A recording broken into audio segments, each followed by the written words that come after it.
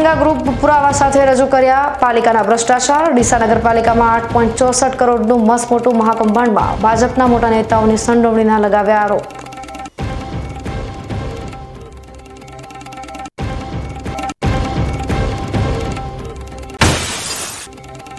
પાલનપુરમાં ભાજપનું ઉગ્ર પ્રદર્શન, જ્યાં કાર્યકરો પીએમ મોદીના સ્વર્ગીય માતા સામે અભદ્ર ટિપ્પણી બદલ રાહુલ સોનિયા ગાંધીના પુતળા દહન કરી કોંગ્રેસ હાય હાયના નારા લગાવી પોતાનો આક્રોશ કર્યો વ્યક્ત।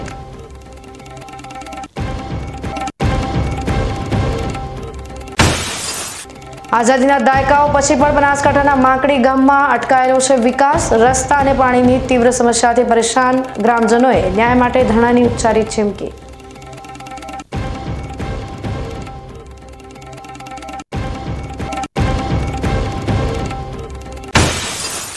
ગુજરાતમાં ગણેશોત્સવની ભવ્ય ઉજવણી। ધાનેરાના પ્રગતિનગર ખાતે પર્યાવરણને અનુકૂળ માટીની મૂર્તિનું સોસાયટીના કૃત્રિમ કુંડમાં વિસર્જન કરીને લોકોએ આસ્થા અને જાગૃતિનો દર્શાવ્યો અનોખો સમન્વય।